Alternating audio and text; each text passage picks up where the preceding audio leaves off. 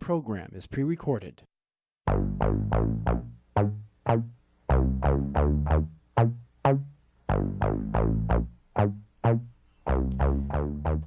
Welcome to Education Today. I'm your host, Kitty Kelly Epstein. Thank you for being with us to discuss education issues and many other topics that affect our kids and our families. Today, we are discussing the situation of the protests that have been taking place in India, which people may have been reading a bit about, but it seems to me that the coverage is not thorough enough for us to really understand everything about what's happening. So we've invited a special person with us today to tell us more about what's happening there, and it's a person who may be familiar with some of you. Preeti Mangala Shekhar is a journalist, a radio producer, and a writer. She's currently based in her hometown of Chennai, South India. She's no stranger to KPFA's airwaves. Until 2024, she was based here in the East Bay, where she co-produced Apex Express and occasionally produced for Women's Magazine. Preeti joins us today because she's been closely following the Gen Z-led Cockroach Janata Party's nationwide protests in India, which are demanding a radical transformation of the country's broken and dysfunctional education. Welcome to Education Today. Thank you. Thanks, Kitty. Great to be here on the other side of the microphone. Right, on the other side of the microphone and the other side of the world. And Yes. and our wonderful engineer told me that it would work this way, and she's absolutely right. I can hear you clearly, and this is going to be terrific. So I wanted to start out by asking you about the protests. So young people in India have been protesting the educational system with great vigor, and I wonder if you could tell us about what the main issues are and how far does this extend across the country? Is it just in one place or is it in many places? Yeah, so the protest started in Delhi, the capital city, New Delhi, and it was centered around particularly education. The education system in our country is terribly dysfunctional and broken. And in May, there's a national entrance examination for students who want to study engineering. It's called NEET. It's an acronym for a nationwide exam, and the paper leaked. And so this has been going on for many years, but this particular year, the paper leak became a huge issue, caused a lot of disruption, especially for students who want to get into medical school or engineering or even government jobs. And for working class families, this is not just like a regular test. It's something that they work years towards, sacrificing a lot. And so cancellation or rigging of this exam causes a lot of disruption and causes a lot of families to give up their dreams. About 12 students died by suicide when the paper leak issue happened. So So let me this make this sure yeah, for yeah. myself and for our listeners that so you're saying that the content of the test was leaked beforehand and The therefore questions, yeah. the questions that The were going to be on the test were leaked, and so that caused them to cancel the test? Is that Yeah, because they have to do a re-exam, and the this is not a one-off issue. This has been going on for many years, but this particular year it kind of uh, was a culmination of globally the economy is not being great. There's a lot of unemployment, and this exam is the only way of social mobility for a lot of working class poor families. So this exam this year, particularly, the way the leak happened and it was traced and it became a huge investigative, story. So that kind of triggered this wave of protests by these students, which started in Delhi and then spiraled out and quickly caught on to other towns and cities in India, including my city where I am in Chennai. so 12 young people committed suicide because they had worked so hard to be able to take this test and perhaps to increase the likelihood of better conditions for their families. And when the test wasn't given, that opportunity was wrecked, and so they committed suicide. That's what happened? Right, right. But the exam was just a trigger because the conditions underlying were also already getting worse, right? There's been year after year, there's been massive unemployment and underemployment. The current political regime has been, spawning this story of growth, which is really false growth. It's been a growth without jobs where the rich have become richer, the poor have become poorer, something which is very familiar even in the United States, right? Yes. So, so this that has also been a trigger, and I think the Gen Z, as who we call the students, who went online and created a lot of social media campaigns to really. So the other thing is we have to talk about is the why it came to be called the cockroach protests. A minister called a minister in a speech, he referred to the young youth of India as cockroaches. And so this young student who actually was in Boston at the time, this young Indian student who was studying in Boston University, Abhijit Dipke, he said, he kind of made a satire about it and created a Instagram account. All this happened in a span of less than 2 months, Kitty. You have to Wow. like keep it in mind.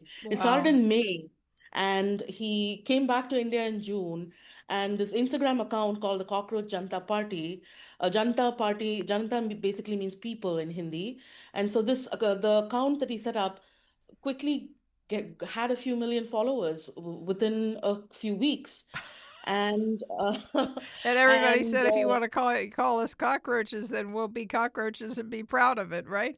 That right, that's right. a beautiful kind of thing young people will do so effectively, and it will catch on. That's beautiful. So it's the Cockroach People's Party, huh? Okay, that's beautiful.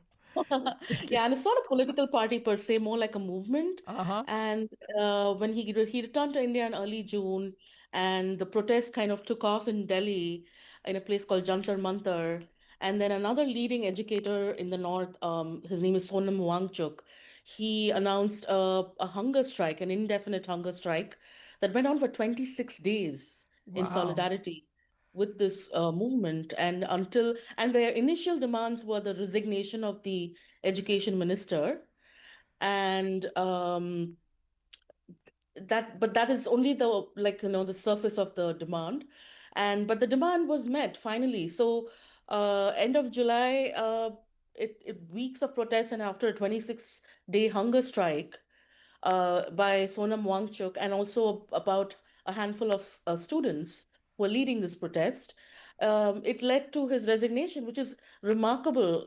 This the BJP government in its third term has never had a minister resign on demand by the people. So the fact that he resigned, people are like, oh, well, he was replaced by another terrible minister. But that's not the point. The point is the demands were made, people protested, and the government had to listen. And So that's that was the unusual. remarkable If part. I understand correctly, the situation in India right now, the government doesn't back down very much on very much of anything, No, right? It seems no. pretty ferocious. So Yes, the freedom of that's speech greatly under attack. Media freedom is great under, very, very much under attack. So it really took social media and independent media to speak up and give voice to these protests. And in my city, there were protests 24/7, like 24/7, like for at least 6 days straight. Students were protesting in front of the Communist Party headquarters, which had given them the space, to protest. And it was remarkable. I would go at 11 o'clock at night, and students would be like there, doing spoken word, music, hip hop, distributing food, and, just really making a statement. It was remarkable to see that. wow, 24 hours a day of protest. That's pretty intense. And your city is quite distant from New Delhi, right? So it Yeah. was a large portion of the country had some of these protests. Is that correct? Yes, Mumbai, which is the commercial capital of India, there were huge protests there. Bangalore, which is a tech hub, as a lot of people know, it's India's Silicon Valley.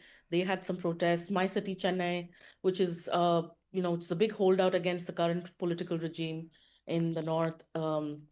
there were huge protests, and across in the eastern part of this country also. So there were protests across the country, and then after the protests, after the resignation, the government did go after them and did a huge crackdown, and the protests were also not peaceful from the students' end, but there was a lot of instigation of violence by the police and attacks on the students. So a lot of students were also harmed. And many students were arrested? Yes, and but a lot of them were released eventually, but there were a lot of going after the students, and some of them continued to be trolled and attacked. And interestingly, or disturbingly rather, a lot of the women students who were visible. And you have to keep in mind, social media gives you a hyper visibility right away. So a lot of the young women who were leading the protest were attacked and trolled offline, and they've been speaking out in the last few weeks, in the last like this last week. All this is still unfolding, as you can tell. So um, the movement has continued in spite of these attacks. And are there specific things? I know the victory was the resignation of this minister, which does seem like a huge victory in a country that's been so repressive recently. But yes. Are there other specific demands that of the new person, or are people just trying to, protect or get free the people who have been arrested and so on? Yeah, I think the demand for his protest and the resignation itself, they were all symbolic, demands and wins. But eventually, we need a massive overhaul of the education system. Like I said, the way these central examinations are conducted, and it's also not an easy problem to solve. You know, you're talking about a huge country with millions of students. So the larger problem will have to be addressed in a more systematic way. But the fact that a whole generation of students who were labeled as, just lazy or social media, not interested in social justice, they really turned around and showed that change is possible, and they persisted. And it was also remarkably funny to see all these memes that they would post. Eventually, the Prime Minister Narendra Modi had to also go on Instagram, and he, spoke to address the students on his Instagram, and they mocked him, right? They mocked him for how it was so funny the way. I mean, a lot of, it was in Hindi and other languages, and really mocked what he the hypocrisy and the apathy of this current political regime. And and somebody like Arundhati Roy, who also pointed out, she's been speaking in different forums as well. So she made this comment, which is very true, that a lot of these kids, their parents and grandparents had voted for Modi, right, term after Uh-huh. term. I And see. so now this generation has realized how hollow and hypocritical um, the promises of this government has been, which is very evident in the way the economy and the way the system has continued to favor the rich and the elite. And the other big, huge issue in India is the issue of caste.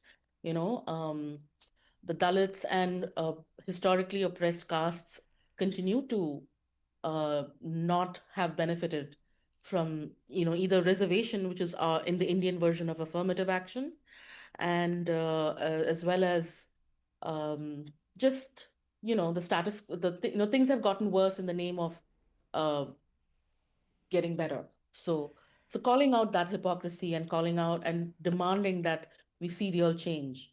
I think this is the beginning of the end of the current political regime, is what the Neha, uh, I don't forget her last name, but she's the one of the students who also went on this 26-day hunger strike, and who said that, this is the beginning of the end. And right now, I think where we are at is the cockroach Janata Party. It's not a full-fledged political party, but more it's more a movement. I think they are very self-aware that this needs to be, uh, they have this momentum, and they shouldn't lose it. One of the fears is that this will all just die down and it'll be about this one minister resigning, which made no difference. So right now, so there's a lot of conversations going on, and people can go online easily, Google, and learn more about this movement and join conversations.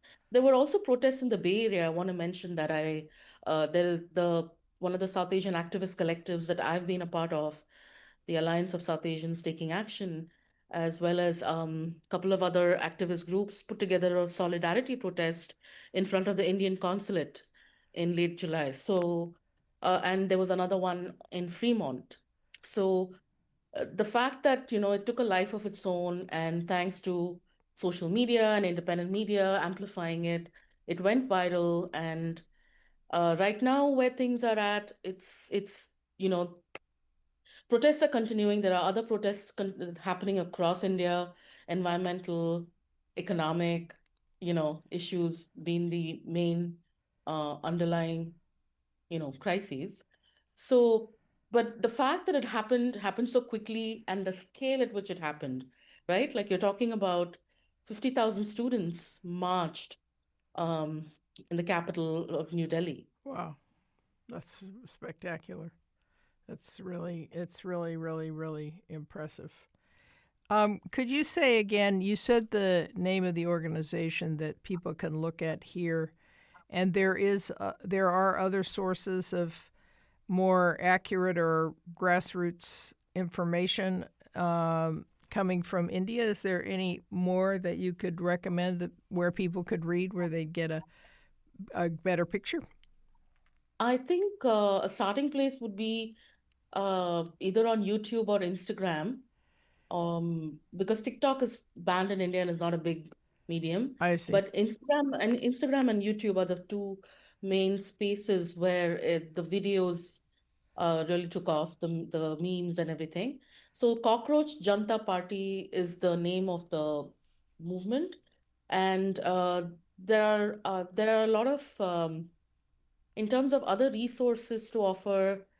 I think this is plenty, because if you go online, there's just so much to learn Yes. and follow. And Democracy Now! Did a special where they had Arundhati Roy on to talk about this at length, and she's been a big champion of these protests. And the other thing to make note of is a lot of public figures in India, including the popular cinema figures. Many of them were initially, did not give this voice, but eventually they did. And this speaks to the level of silencing of free speech in the country. And the fact that, the few public figures and intellectuals who speak out time and again, it's the same people. Uh, but, I think this time something felt different. And the fact that a lot more people have spoken up, both public figures as well as celebrities eventually did speak up. Uh, but it was a little late, but, better late than never, Yes, I better late suppose. than never. Yes. Yeah. Can you say some more in specifics about? I know you're not determining what the demands are, or what people want changed in the educational system, but you said in general it's terrible. So can you mention a few of the things that seem terrible and that you would think would need to change?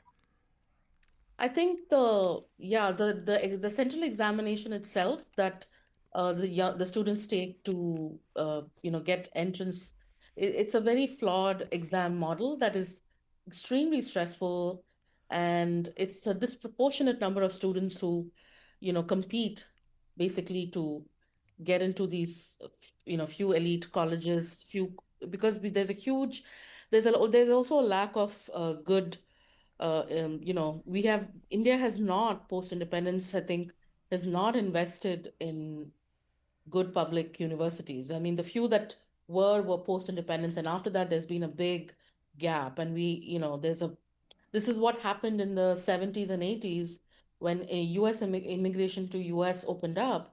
A lot of people migrated and came there, right? Like, came to the US Yes. because of opportunities and for research and for higher education. But now, not that, immigration to the US has also become a very harrowing issue, and as well as to other European countries, which, a lot of young students migrated to, and Canada. All these places have also become not appealing anymore, Yes. the phobia. So then you're left looking at what opportunities you have in your own country, which is dismal. And it's hyper competitive. So the model has to change. And the exam issue is, it's also the college to jobs pipeline is also a very broken one. And now on top of that, we have AI. So you're really looking at, multiple, it's a polycrisis, right, coming together. So it's not going to be an easy thing to resolve. But I think the larger issue at stake is democratic institutions have been really, you know, emptied of their meaning and their functions. So I think restoring democratic processes and institutions and giving them the, like uh, giving them the due dignity of have, uh, that they exist in a democratic fashion. I think that has been made, it's very clear that we need uh, a system that is not rigged to always favor the rich. And Yes. right now, that's what it is. India has a large number of billionaires, and a handful of people own more than 60% of the people. So the numbers, when you look it up, makes no sense, and it doesn't look like it's going to change anytime soon. So what gives, right? So I think that's where the Gen Z are extremely smart. They know that they have no other way but to fight to change the system, Yeah. because the system is just completely broken. Yeah. Yeah. And beautiful that young people are recognizing that. Is there an impact of how does the caste system impact the educational system? Well, historically, the privileged caste people, communities, who are smaller in number, have, uh, been historically had access to education and jobs, and it's also it's like an old boys club, like, like how it works is, the so reservation was introduced in the 1990s, and it was met with a lot of protests by the upper castes, who, continued to dominate the media, and so it was made out to be like a huge victimization, right? So of and it was seen as taking away merit as a way to as a criteria. So the way these Can you conversations can have you developed. name it again and say what it was supposed to do that was opposed by the rich? Right. So reservation basically said the cutoff marks for uh, historically oppressed castes would be lower than um, the dominant castes for getting access, getting entrance, for getting I admission see. to a particular So course people or from college. the Like, lower castes might be able to have a somewhat lower score and still be able to get into an institution. And it's called the right, right. reservation system. Okay. It's called reservation. It's like affirmative action in the US, Yes. and it's also to correct a historic wrong, right? And also to acknowledge that being deprived of generational access to education also makes a difference. So, for example, I come from a dominant caste, and the fact that I have parents who also have college degrees makes a huge difference to also how I am able to access my education Yes. and the resources and the opportunities I have. So that's something that, we don't talk about, right? And the same, so the fact that even I was able to come to the US to study for grad school, that's something that typically the more privileged and elite have, Yes. right? Access to. Yes. So that's how these networks function. It's like it's a way of gatekeeping. Yes. So, and reservation hasn't been effectively implemented, and that's another huge issue you can talk hours about. Yes. So, and as every system is, there's corruption, there's misuse, there is also inadequate use. So, the fact that millions of Dalits are still struggling and are still at, you know, what you call like you've not broken the cycle of poverty, Yes. generational poverty. So it's telling that there's a lot more needs to be done. So And yeah. in the protests, are there people from? Well, I have two more quick questions in the last 2 minutes that we have. Were there people from all castes involved in the protests? The protests were, when I was reading about up for this discussion, were completely, people from across communities, across class, and Abhijit Dipke, who spearheaded this movement, sitting in Boston, and then he came back to India. He's a Dalit, Uh huh. and and it has students from across communities. And you're also talking about a time where the Muslim communities, which is huge in India, the second to only the Hindus, are under attack.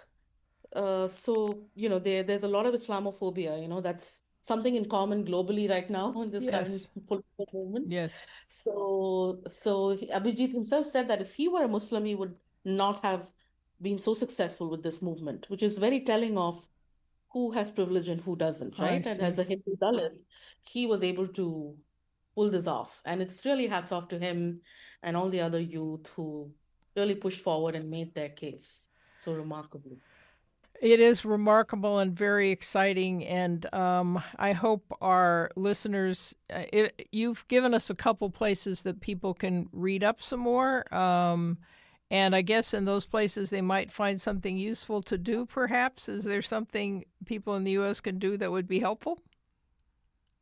I would just say go online and read up the Wire, Scroll, News Minute. There's a lot of independent media out of India, News Laundry. These are all excellent sites that have been really watching these protests, and YouTube again has once you start looking up these resources, your algorithm will also send you more. Right. That's all I'll say. So yeah, there's a lot out there, and once you follow them on socials, there's like a lot of them. Yeah. Thank you so much for talking with us. We've been talking with Preeti Mangala Shakar from India, who has been telling us about the magnificent and at least initially victorious movement that's been happening there among young people trying to get an educational system that works better for them. We appreciate you being with us so much. And I hope that perhaps you'll come back again as the movement continues, because there's a lot of education about India that I think Americans need that we get very little of. So thank you so much for sharing with us. And Thank you. My yes, pleasure. and you've been listening to Education Today on KPFA 94.1. I'm your host, Kitty Kelly Epstein, and we will be back with you again next week at 2:30 in the afternoon. Thank you and have a good week. Bye-bye.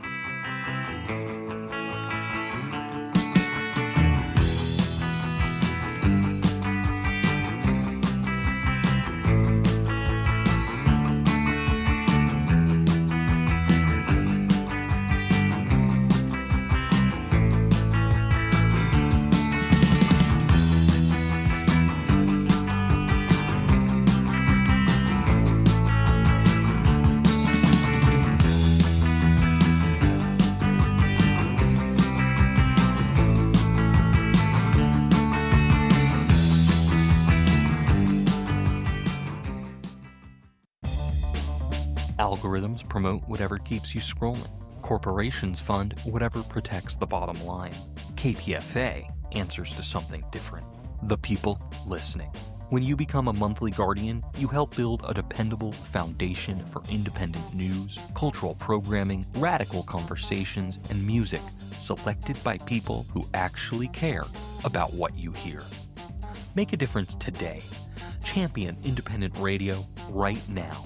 Stand with KPFA at this very moment by becoming a monthly guardian at kpfa.org. This is the mighty 94.1 KPFA, 89.3 KPFB in Berkeley, 88.1 KFCF in Fresno, and online at kpfa.org. 94.1